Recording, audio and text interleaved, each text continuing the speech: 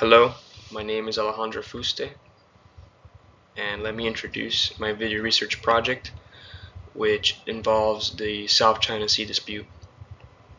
So within the South China Sea, there is an ongoing territorial dispute between the states of the region that could lead to a large-scale conflict. The dispute is regarding the island chains, reefs, and banks in the South China Sea. The great power in the region is China, which is militarizing the region by building upon the coral reefs and islands. China is building islands of airstrips, port facilities, and military buildings within the Spratly Island chain, Paracels, and others located in the South China Sea approximately 500 miles from their mainland. China has also begun to place bombers and cruise missiles on these islands. Other states are also trying to militarize the region but cannot compete with China either militarily or economically. China's increasing military presence within this region could potentially be used to stifle trade and affect the United States and its allies economically. Therefore, the United States is attempting to maintain peace in the region by promoting the policies of freedom of navigation and free trade. These policies are condemned by China, however, because they claim to threaten China's sovereignty. So my research question is, how does China building islands upon coral reefs in the South China Sea affect the United States and its allies within the region? To first understand the situation in the South China Sea, I will explain what claims are being made. So which states are making claims? As early as the 1970s, countries began to claim islands in various zones in the South China Sea, such as the Spratly Islands, which possess rich natural resources and fishing areas. China is making its claim with the Nine Dash Line, which stretches hundreds of miles south and east from its most southerly province of Hainan. Beijing says its right to the area goes back centuries to when the Paracel and Spratly Island chains were regarded as integral parts of the Chinese nation, and in 1947 it issued a map detailing these historical claims. However, critics say China has not clarified its claims sufficiently, and that the Nine Dash Line that appears on Chinese maps, which claims 90% of the South China Sea, includes no coordinates. This Nine Dash Line was hastily drawn up after Japan lost its claims to the area following its defeat in World War II.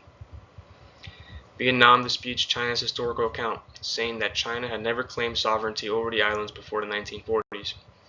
Vietnam says it has actively ruled over both the Paracels and the Spratly since the 17th century and has the documents to prove it. The other major claimant in the region is the Philippines, which invokes its geographical proximity to the Spratly Islands as the main basis of its claim. Both the Philippines and China lay claim to the Scarborough Shoal known as Huangyan Island in China, which is a little more than 100 miles from the Philippines and 500 miles from China. Malaysia and Brunei also lay claim to territory in the South China Sea that they say falls within their exclusive economic zones, as defined by the United Nations Convention on Law of the Sea. Brunei does not claim any of the disputed islands, but Malaysia claims a small number of islands in the Spratlys. So next I'll discuss how territory is usually claimed with regard to the United Nations Convention on Law of the Sea and what rights states have in their claims. So according to the UN Convention on Law of the Sea, states can claim up to 200 miles from their baselines as an exclusive economic zone. Article 56 of the Law of the Sea Convention explains the rights coastal states have in their exclusive economic zones. These rights are as follows. Sovereign rights, for the purpose of exploiting and exploring, conserving and managing the natural resources, whether living or non-living, of the waters superadjacent to the seabed and of the seabed and its subsoil. And with regard to other activities of the economic exploitation and exploration of the zone, such as the production of energy from the water, currents, and winds. They also have the right to jurisdiction with regard to establishment and the use of artificial islands, installations, and structures, marine scientific research, and other rights and duties provided for in the Convention. Article 58 of the Law of the Sea Convention establishes the EEZ to be no more than 200 miles from the baseline, which the breadth of the territorial sea is measured. The territorial sea is also 12 miles from the baseline. So there was also a case brought forth by the Philippines over China's claims in the South China Sea. In January of 2013, the Philippines initiated an arbitration under the dispute settlement procedures of Annex 7 to the United Nations Convention on the Law of the Sea. Despite China's refusal to be a part of the arbitration, the case was heard anyways. The UN Convention on Law of the Sea has procedures in place in case a state does not participate in dispute settlement. The arbitration held that China's 9-line claim to the South China Sea regarding their claim of historic rights over the region is invalid, that none of the features in the Spratly Islands generate an EEZ, nor can the Spratly Island chains generate an EEZ collectively as a unit. As such, the tribunal declared certain areas are within the Philippines EEZ and not overlapped by any possible Chinese entitlement. China also violated the Philippines' sovereign rights in its EEZ. It did so by interfering with Philippine fishing and hydrocarbon exploration, constructing artificial islands, and failing to prevent Chinese fishermen from fishing in the Philippines EEZ. China also interfered with Philippine fishermen's traditional fishing rights near the Scarborough Shoal, without prejudice to the question of sovereignty over Scarborough Shoal. China's construction of artificial islands as 7 features in the Spratly Islands, as well as illegal fishing and harvesting by Chinese nationals, violate the UN Convention on Law of the Sea's obligations to protect the marine environment. And finally, Chinese law enforcement vessels unlawfully created a serious risk of collision by physically obstructing the Philippine vessels at Scarborough Shoal in 2012. China has also aggravated and extended the disputes through its dredging, artificial island building, and construction activities by doing so after the arbitration had started, and violated the obligations of the UN Convention on Law of the Sea, which places on states to refrain from conducting acts that aggravate and extend a dispute while the dispute resolution proceedings are pending. However, China refuses to recognize the findings of the UN Convention on Law of the Sea arbitration. Next, I'll discuss the economic factors at play within the region. So one of the largest reasons these islands in the South China Sea are so hotly contested is the amount of economic value they possess. Whoever controls the South China Sea also can control the $3.37 trillion or 30% of the world's shipping trade passes through the sea. Also, the large amount of natural resources located in the seabed are a factor. It is estimated that 11 billion barrels of oil and 190 trillion cubic feet of natural gas are located in the South China Sea. Also, it is home to 10% of the world's fisheries. A factor that has led to China's overall dominance in the region is that it is difficult for the other claimant states to push back because they are also so reliant on China for trade, investment, and low-priced raw materials and machinery. China dominating the region directly impacts the Philippines, which is the United States' chief ally in the South China Sea. China is using the cabbage tactic to slowly expand its collection of islands in the South China Sea. Whenever an island is contested, China uses its Navy and Coast Guard forces to surround the island and lay siege to it, forcing its occupants to leave. China's goal with this strategy is to incrementally control the islands of the South China Sea without starting a war. This has been done several times to the Philippines. An example of this was at the Ayungin Shoal in 2013, where Chinese vessels blockaded 8 Filipino soldiers and did not allow shipments of food and supplies to reach them. Other economic factors that can affect the Philippines is illegal fishing in the surrounding waters. According to the Philippines, besides illegal fishing conducted in its waters, China also takes fish from their fishermen regularly and impounds imports to the country like shipments of bananas. I will also discuss the militarization in the South China Sea. So the Chinese military budget and capabilities are being increased in the South China Sea versus other states in the region, with China ramping up its military spending in 2018 to 1.1 trillion yuan, or $173.6 billion, is an increase of 8.1% from last year. However, it is difficult to pinpoint the exact expenditure due to China's lack of transparency regarding its military funding. China is further advancing their military and is constantly using its strong naval forces to posture in the South China Sea, where it has by far the largest and most advanced military out of its neighbors. While China lacks the ability to project its military force on the global scale, like the US, it has built up its forces to where it can challenge the United States Navy in the Pacific. China now has more warships and submarines than the US, 317 to the US's 283, and is building its second aircraft carrier with plans to build up to 6. However, the United States still has the edge technologically speaking, although the gap is beginning to close. This affects the U.S. because since the end of World War II, the United States has been able to navigate its navy through the Pacific unchallenged. Washington analysts believe that China cannot defeat the U.S.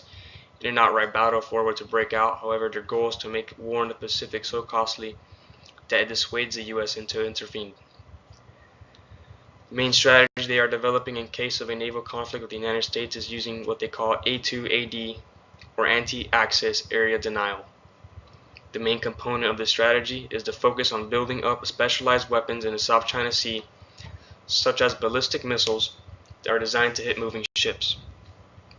These are the DF-21D and DF-26, which are also known as the carrier killers.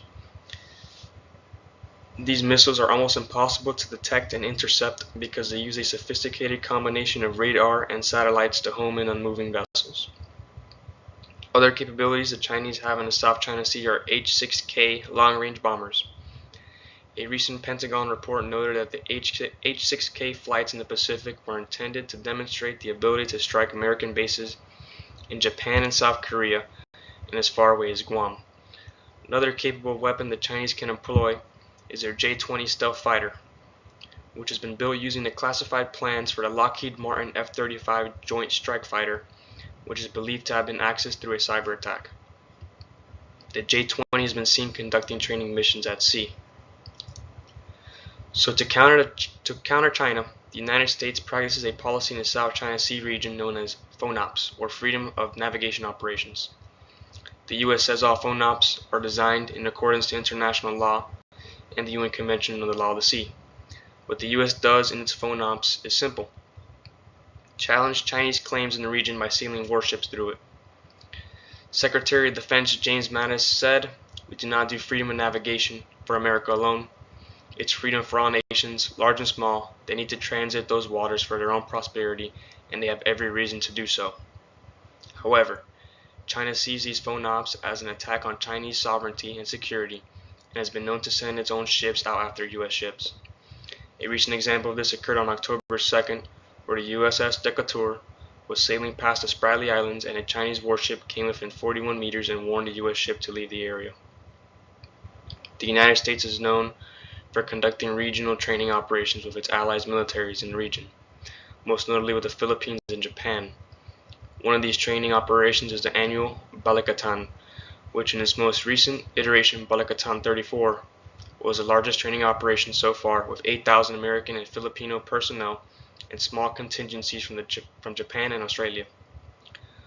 What makes it interesting is that in 2016, when Duterte became the president of the Philippines, he vowed to reduce the amount of U.S. soldiers in the Philippines and end the annual exercises. However, it seems with the increasing threat from China, the U.S. and the Philippines are continuing their alliance. On July 9, 2018, the U.S. and the Philippines conducted a maritime training exercise called Sama-Sama, which means together jointly. This exercise involved both countries' navies and included the expeditionary fast transport ship, the USNS Millinocket, the diving and salvage ship, USNS Salvor, and a P-8 Poseidon maritime surveillance aircraft, which operate alongside the Philippine Navy frigate BRP Ramon Alcaraz and the landing dock ship BRP Tarlac in the South China Sea.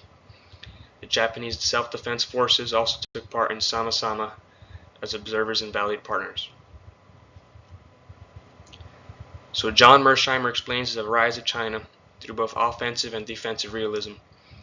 In analyzing the tactics being employed by China, it is my opinion that China's behavior in South China Sea can best be explained with offensive realism.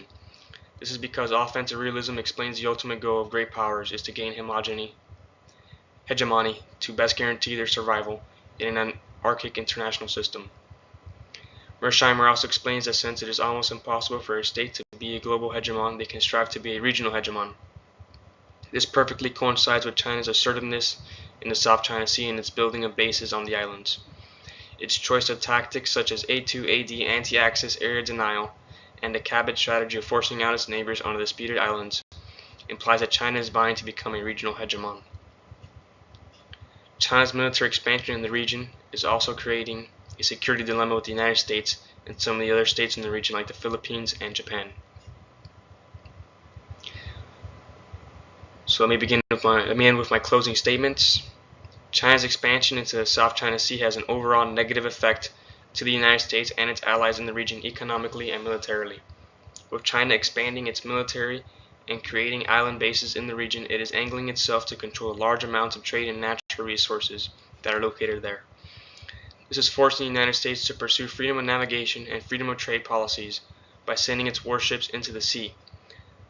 However, the United States needs to be cautious and not provoke a war with China over these issues and should seek to diplomatically end confrontations in the South China Sea.